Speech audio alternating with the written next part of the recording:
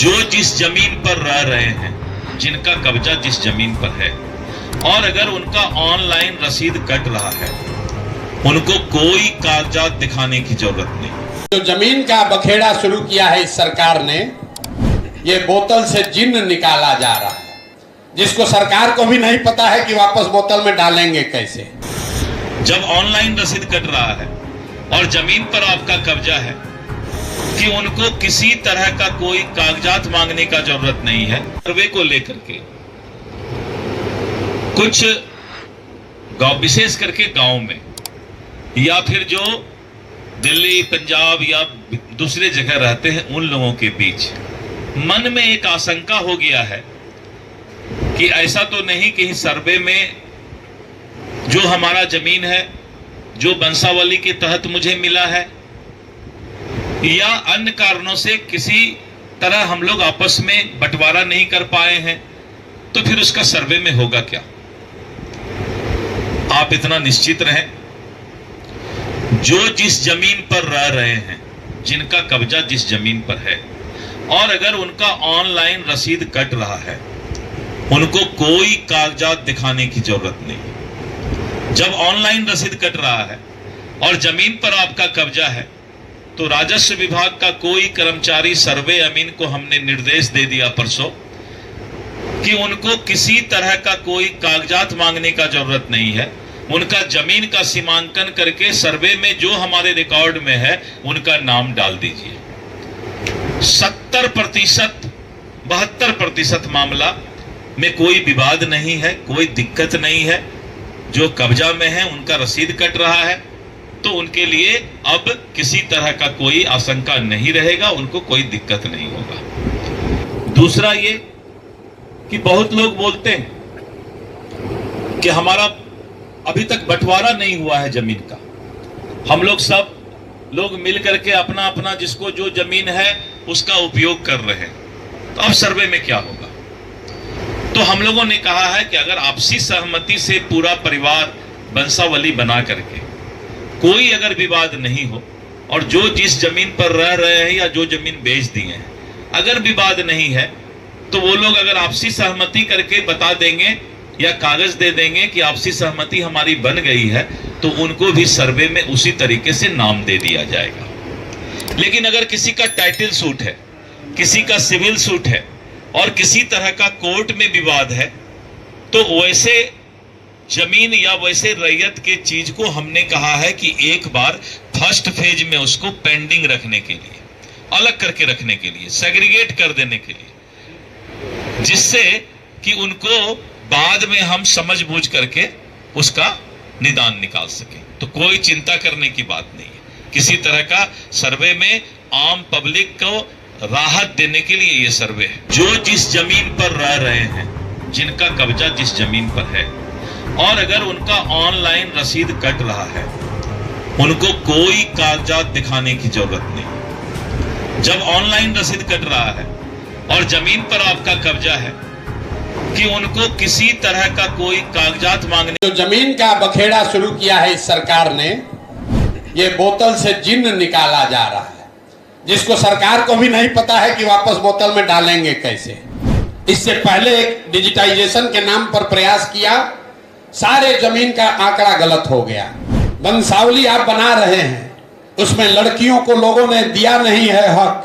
अब वो लड़की संभव है दुनिया में नहीं है। अब आपको फुआ चली गई, बुआ चली गई, अब उनके लड़कों से बात करनी है। तो नीतीश कुमार के जानने का सरकार ऊपर वाले ने बहाना कर दिया। जो जमीन का बखेड़ा शुरू किया है इस सरकार ने, ये 6 महीने में, आपने तो अभी बात उठाई बहुत अच्छी, मैंने आज ही प्रेस कॉन्फ्रेंस में कहा है कि 6 महीने में बिहार के समाज में ये सबसे बड़ी समस्या, ये बोतल से जिन्न निकाला जा रहा है, जिसको सरकार को भी नहीं पता है कि वापस बोतल में डालेंगे कैसे। क्योंकि जो पूरा राजस्व विभाग है, वो अंचलाधिकारी के साथ 1-2 कर्मचारी और 4-5 विशुद्ध दलाल, जिसको अटर्नी कहते हैं, उसी के भरोसे है। और जो ये पूरा रिकॉर्ड कीपिंग की सुधारने का प्रयास हो रहा है, इससे पहले एक डिजिटाइजेशन के नाम पर प्रयास किया, सारे जमीन का आंकड़ा गलत हो गया। अब पिछले 20-20, 30-30 साल से जिस जमीन का बंटवारा नहीं हुआ है, वंशावली आप बना रहे हैं, उसमें लड़कियों को लोगों ने दिया नहीं है हक। अब वो लड़की संभव है दुनिया में नहीं है। अब आपको फुआ चली गई, बुआ चली गई, अब उनके लड़कों से बात करनी है, वो साइन ही नहीं करेगा। ये इतना बड़ा बखेड़ा खड़ा कर दिया है, उसको पता ही नहीं चल रहा नीतीश कुमार को कि भैया ये ऐसा जिन है कि खत्म होगा नहीं। बिहार में अभी 1/3 जमीन, आप वकील है, आपको पता होगा, 1/3 जमीन का मालिकाना हक पहले से डिस्प्यूटेड है। पता ही नहीं है कि जमीन का मालिक है कौन। ये नया बखेड़ा खड़ा करके ऐसा कर देगा कि 60-70% जमीन जो है वो डिस्प्यूट हो जाएगा और परिवारों में आपस में झगड़ा, लड़ाई, केस, मुकदमा तुरंत शुरू होना है। तो ये 6 महीना में बहुत बड़ी समस्या ये नीतीश कुमार अपने लिए, जैसे नियति है, जाते जाते ऐसा गलती करा देगा कि समाज झाड़ू मार कर बाहर भगाएगा। ये 18 साल से इनके दिमाग में नहीं आया था। देखिए ऊपर वाला जब मारता है ना, नीतीश कुमार के बारे में हम लोग क्या सुनते हैं, हमारा बहुत मधुर संबंध है व्यक्तिगत उनसे अभी भी, कि आदमी बहुत नाप तौल के बोलता है, लेकिन भगवान का देखिए लीला कि वही नीतीश कुमार अब ऐसा बोलने लगे हैं कि लोग कहता है क्या बोलता है पता ही नहीं चलता है, कब क्या बोल दे। जो नीतीश कुमार भूमि सुधार को लेकर कोई प्रयास 18 साल में नहीं किए, अब ये अंतिम घड़ी में ये बड़ा बखेड़ा शुरू कर दिया, तो ये उनके ताबूत में आखिरी किल होगा। समाज को तो परेशानी होगी, लेकिन हमारे कहने से वो रोकेंगे नहीं। हमने आज भी प्रेस कॉन्फ्रेंस में कहा है, क्योंकि राजस्व की जो यहाँ व्यवस्था है, जितने भी कर्मचारी हैं, जो विभाग है, उसमें कोई रजिस्टर 2 जो नीचे है उसका ऊपर कोई रिकॉर्ड, सेकंड रिकॉर्ड है ही नहीं। अगर कर्मचारी ने आपके रजिस्टर 2 पर इंक गिरा दिया तो हो गया डिस्प्यूट, अगर उसने फाड़ दिया अटर्नी ने तो हो गया डिस्प्यूट। तो बिहार में लैंड रिफॉर्म के लिए जब तक जो अंग्रेजों ने पहली बार मापी कराई थी उससे शुरुआत करनी पड़ेगी, तब जाकर ये जमीन का मामला सुलटेगा। और ये कम से कम 3 से 5 साल का प्रयास होना चाहिए। ये चुनाव से पहले ये खोल के लोग दिल्ली से, बॉम्बे से, बंगलोर से आ रहे हैं और भ्रष्ट तंत्र में अब अंचलाधिकारी, DCLR सब पैसा उनसे ले रहा है, भाई का जमीन बहन पर, बहन का जमीन भाई पर, और ये बहुत बड़ा समस्या समाज में खड़ा होने वाला है। मैं आपसे सहमत हूं, लेकिन आप ये मानकर चलिए कि जाने का बेला है। तो जो आदमी कहता है ना बूढ़ आदमी का मरना है, तो कोई तो एगो रीजन होगा ना, गिर गए, हड्डी टूट गया, 2 दिन में मृत्यु हो गई, तो लोग कहता है ना वो गिरे नहीं, तो जाने का एक बहाना होता है। तो नीतीश कुमार के जानने का सरकार ऊपर वाले ने बहाना कर दिया, क्योंकि बिहार में और कुछ हो चाहे नहीं, जमीन को लेकर बहुत लोग सेंसिटिव है। जैसे ही डिस्प्यूट खड़ा होगा तो दौड़ा दौड़ा के लोग मारेगा ददियों के लोगों को, क्योंकि सबका जमीन डिस्प्यूट होना है। यहाँ बेटियों को लीगली आपने जमीन कभी दिया ही नहीं है, बेटियों ने मांगा भी नहीं है। अब वो 30 साल, 40 साल, 50 साल जमीन का भाव 5 रुपया से बढ़ के हो गया 5 करोड़। वो बेटी अभी है नहीं, अब उसका दूसरा तीसरा पीढ़ी है, वो आपको साइन ही नहीं करेगा, कभी वंशावली कभी बनेगी नहीं, और पूरे सारे जमीन और डिस्प्यूट में चले जाएंगे। मैं आपकी बात से सहमत हूं, लेकिन बहुत कुछ कर नहीं सकते। आवाज उठाएंगे, लेकिन ये समस्या बिहार के समाज को फेस करनी पड़ेगी। जो अगली सरकार है उसको फिर से वापस, जिसको कहते हैं बैक टू स्क्वायर 1 या going back to the drawing board, वापस जाकर जैसे 1918 में पहली बार जो सर्वे किया गया था, उस तरह का सर्वे फिर से करके आपको मालिकाना हक तय करना पड़ेगा, तभी ये रास्ता निकलेगा। वरना ये वंशावली बनाने से ये सॉर्ट आउट होने वाला नहीं है। अफसरों को कमाने का एक और तरीका हो गया, और जो लोग बाहर हैं, हमारे अपने चाचा कह रहे हैं कि भैया हमको भी जाना पड़ेगा, हमने वहीं बैठे रहिए, कोई चिंता मत कीजिए। हमारा घर वाला लोग कह रहा है कि हम लोग को भी जाके देना पड़ेगा, सब नोटिस आया है। कोई नहीं, इसका कोई मतलब नहीं है, ये हो नहीं पाएगा। सरकार ने पहले वो तंत्र बनाया ही नहीं है जहां पर इस चीज को सॉर्ट आउट किया जा सके। ये वंशावली बनाने का पहले अधिकार सरपंच लोग को दिया था, वहां लूटपाट शुरू हुआ तो सरपंच से हटाकर अफसरों को दिया, उसमें और लूटपाट शुरू हो गया, तो कहा आप नया सर्वे ही करेंगे। कि जो सर्वे का काम चल रहा है हम लोगों ने अभी ग्राम सभा का शुरुआत करना है और करीब 22,000 गाँव में ग्राम सभा लगाया जा चुका है। उसमें हम वहाँ के मुखिया, पंचायत समिति, वार्ड मेंबर को कह करके पूरे गांव के लोगों को इकट्ठा करते हैं और इकट्ठा करके उनको बताते हैं कि आपको बहुत ज़्यादा इसमें चिंता करने की आवश्यकता नहीं है। सारे कागजात हमारे पोर्टल पर हमारे राजस्व कर्मचारी के पास उपलब्ध हैं। अगर किसी तरह के कागजात की कमी है तभी आपसे हम उस पर सवाल करेंगे या वो कागजात की मांग करेंगे। पहला। दूसरा कि बहुत लोग ऐसे हैं जिनका कि बंटवारा नहीं हुआ है और गांव में होता है क्या कि दादा बेटा उसके जो परिवार के लोग सब हैं सभी लोग अपना अपना ज़मीन आपस में बांट लेते हैं और उनके कब्जा में।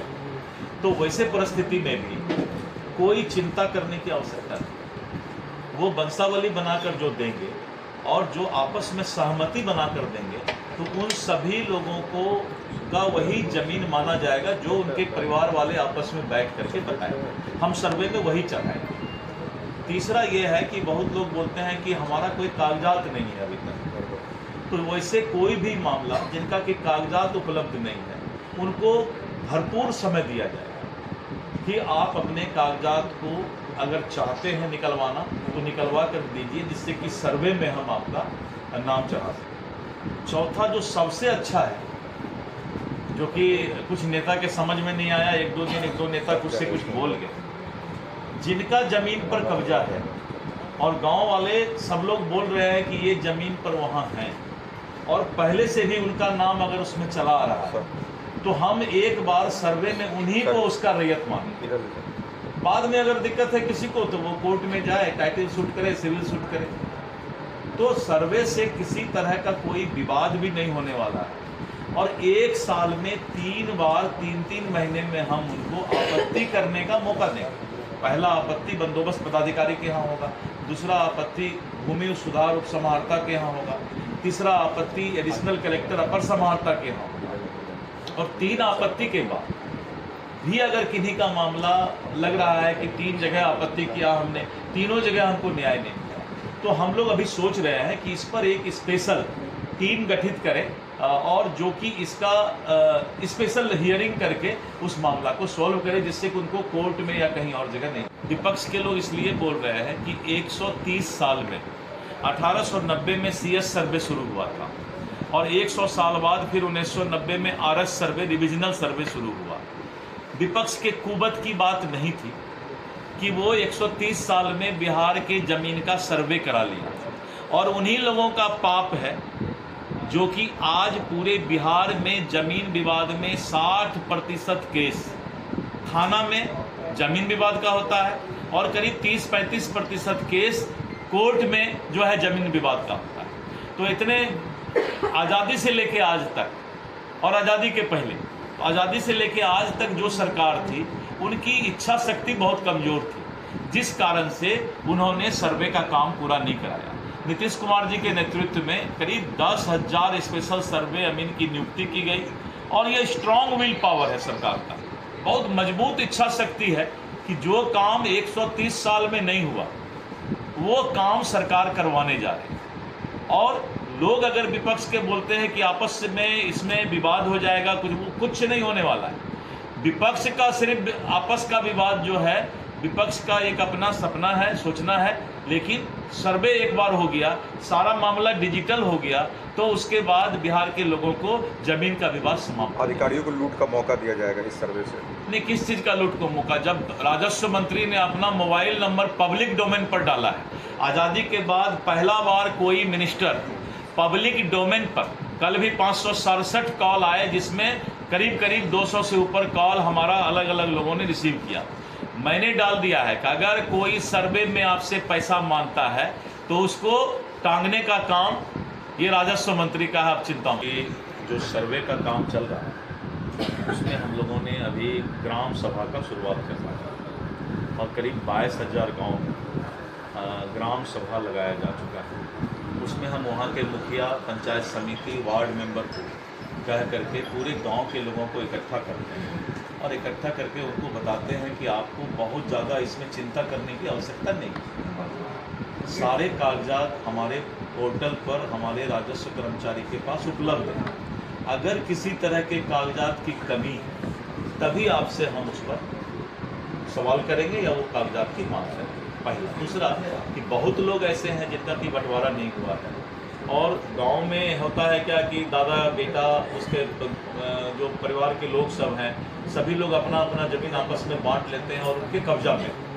तो वैसे परिस्थिति में भी कोई चिंता करने की आवश्यकता नहीं। वो वंशावली बनाकर जो देंगे और जो आपस में सहमति बनाकर देंगे तो उन सभी लोगों को का वही ज़मीन माना जाएगा जो उनके परिवार वाले आपस में बैठ करके बताएंगे। हम सर्वे में वही चढ़ाएंगे।